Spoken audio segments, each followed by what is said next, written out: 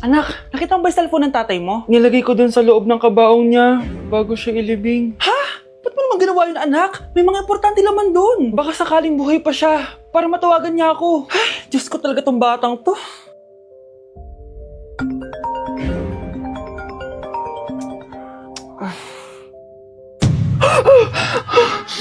Matawag si tatay. Nay, kailangan natin pumunta sa sementeryo. Tumawag sa akin si tatay. Anak, pwede ba? Wala akong oras makipagbiruan sa'yo. Marami pa akong tatapusin trabaho. Pero nay, pag di ka pa tumigil, kukunin ko yung cellphone mo. Tay, sumagot ka. Alam kong buhay ka. Sa lahat ng pwede kong makita, ikaw pa talaga. Jessica, tinatawagan ko lang tatay ko. Nababaliw ko na talaga, no? Patay na tatay mo, di ba? Baliw. Hindi, buhay siya. Ito tandaan mo. Kapag hindi ka pa tumigil sa kabaliwan mo, susunod ka na sa tatay mo. Sinabihan akong baliw ni Jessica tapos sinaktan niya ako. Totoo naman, di ba? Nabuhay ka. Anak, nabalitaan mo na ba? Ha? Ang alin, Nay? Patay na si Jessica. Natagpuan siyang walang buhay dyan sa may ilog. Ano? Ay, Diyos ko, kawawang bata. Tay, sumagot ka na please. Ikaw! Ikaw ang pumatay sa anak ko! Ano? Eh siya nga to ng away sa akin eh. Ikaw ang huli niyang kasama. Tandaan mo to. Isusunod kita sa tatay mo. Tay, hindi ko na alam gagawin ko. Sinisisi ako ng nanay ni Jessica sa pagkamatay ng anak niya. Natatakot ako. Anak, yung nanay ni Jessica. Oh, bakit nay? Pinatay daw. Binitin sa may puno. Ano? Nakakatakot na dito sa barangay natin, anak. Sinong pumapatay sa kanila? Nay, may tao. Sino po sila? Magandang araw po. Ako po si Detective Jason. Ako ang may hawak sa investigation case sa pagkamatay ni Jessica at ng kanyang nanay. Bakit kayo nandito? Dahil dito.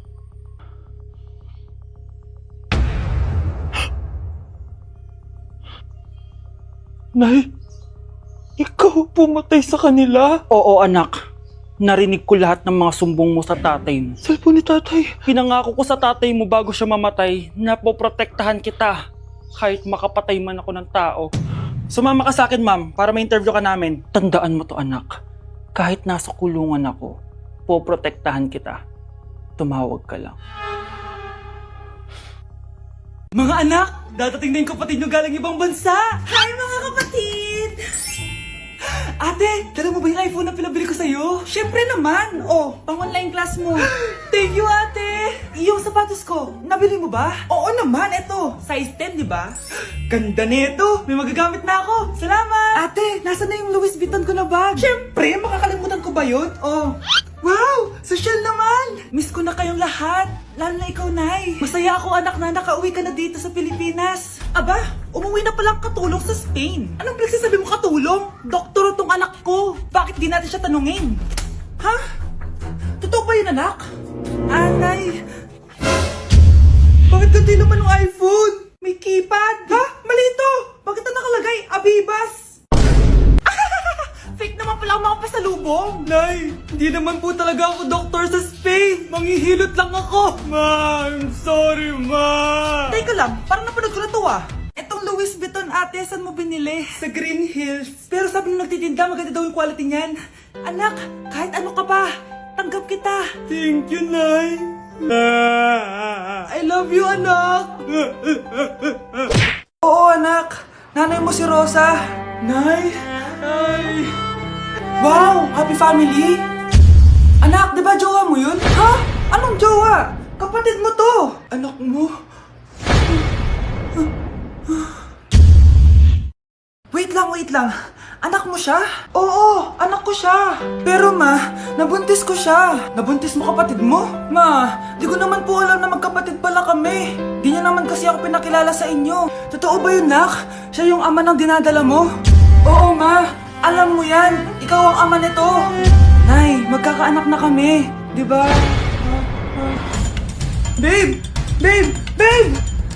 Ay, salamat naman. Babe! Babe! Anak, sana maharap lang natin yung nawawala mong kakambal.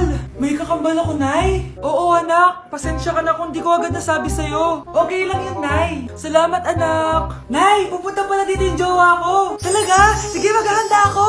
Few moments later. Nay, nandito na po yung jowa ko.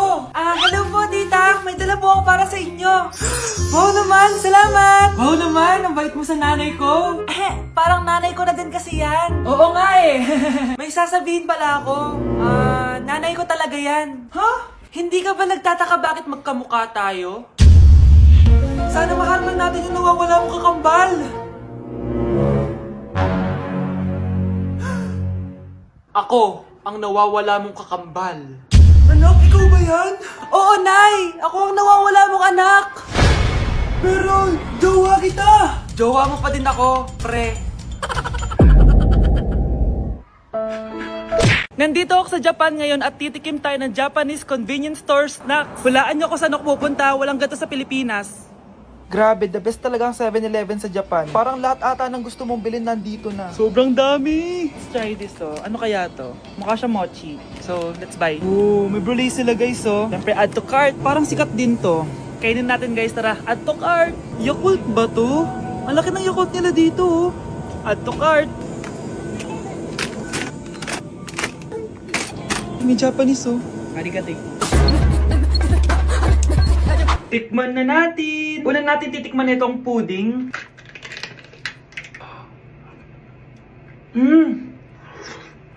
Lasa siyang lotion. Lasang lotion na! I'll give it 6 out of 10. Next, chips na lasang spinach pizza.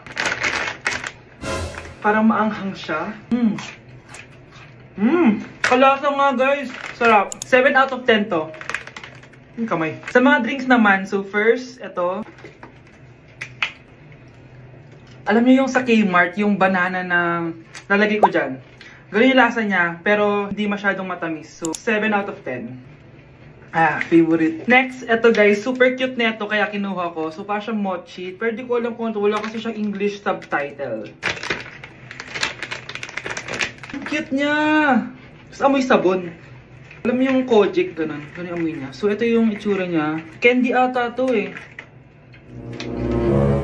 Para kang gumunguya ng sabon. 3 out of 10 ka lang, be. Okay, next, itong Pringles na lasang chicken barbecue. Ba't may ganun? Amoy na natin. Amoy biryani.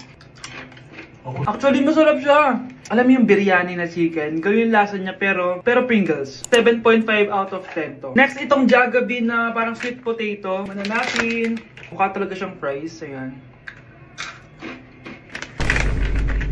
Parang nanak malasahan sa lahat ng mga kinain ko. Masarap siya, pero wala siyang lasa. So, 5 out of 10. Hindi ko siya bibilin ulit. Next is yung dessert natin, tong brulee. Brulee? Ayan, ayan yung tsura niya guys. And alam ko, binabasag to.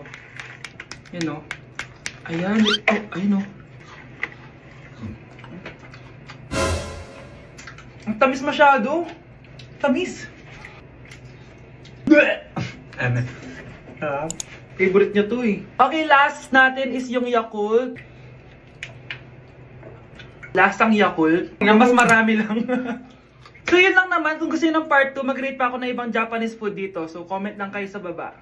Anak? Yes po, Nay. Halika na dito, kakain na tayo. Sige po, Nay. Eto anak, kumain ka na. Lasang panis, Nay. Hindi panis yan, anak. Ano ka ba? Totoo nga po, Nay. Hindi nga. Sige po, Nay. Sige po, Nay. Few moments later. Aray, sakit ng tiyan ko. Nay, CR muna ako. Sige lang, anak. Mag-CR ka na.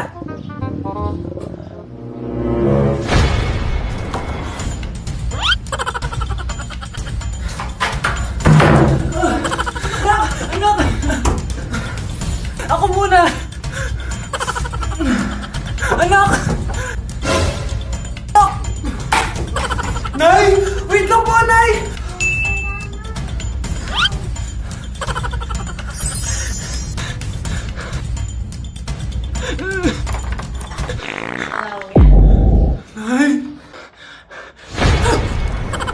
Anak, halika na dito, kakain na tayo. Sige po, Nay. Kain ka na, anak. Sige po. Oh, bakit anak? Nay, wag na po kayo magtinidor. Natatakot po ako dyan. Ba't di ko magalaw kamay ko? May demonyo ata to. tinidor lang to, anak. Nay, please, magkutsara na lang kayo. Few moments later. Ano yun? Anak, sinuntok ako ng lalaking yun, no? Akong bahala dyan, Nay. Makakatikim sa akin yan. Asan na yan? Hoy! Ba't mo sinaktan ng nanay ko? Aba, bakit? Gusto mo din ba? Go, anak! O sige, dito lumapit ka. Dito lapit. Sige, labanan mo, anak! Takot sa tinidor? Nay, patawarin mo na siya. Di ba sabi mo sa akin, matuto tayo magpatawad? Nay, mahal dito. Hi ma'am! Welcome to Starbucks! Can I get your order? Isang kape nga. Anong size po? Yung pinakamalaki. Ah, you mean 20 ma'am? Basta yung malaki. 20! 20 ka ng 20? Wala ka pa sa 20 mo! Basta yung malaki! Okay, isang 24, ma'am. Yun lang po ba? Anak, anong sa'yo? Anay, yung akin ice caramel macchiato with 2 shots of white mocha and Sabrivay. Tubig na lang daw yun sa kanya. Baka gusto nyo mag-add ng tinapay, ma'am. Syempre, mag-a-add ako. Ano ba to?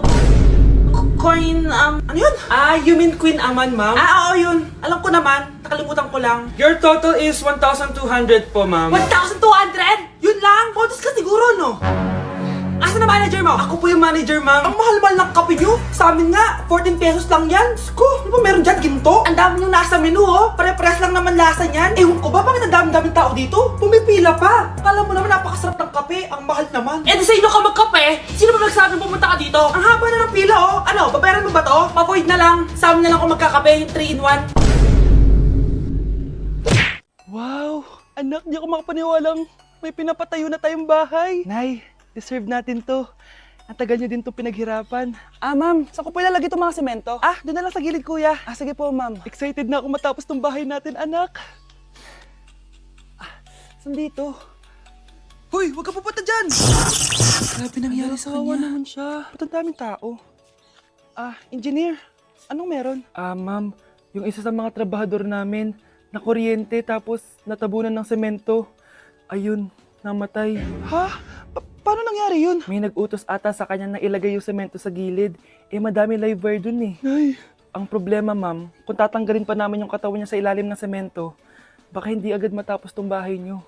Hindi pwedeng hindi matapos agad tong bahay na to. Di bale, babayaran ko na lang yung pamilya nung namatay. Nay, sigurado ka ba? Sige po, ma'am. Sige na, ituloy niyo na yan. Congrats po, ma'am. Natapos din yung bahay niyo. Ang ganda, di ba? Wow, ang ganda. Maraming salamat, engineer. Una na po ako, ma'am. Anak, tara pasok na tayo. Wow, ang ganda ng loob.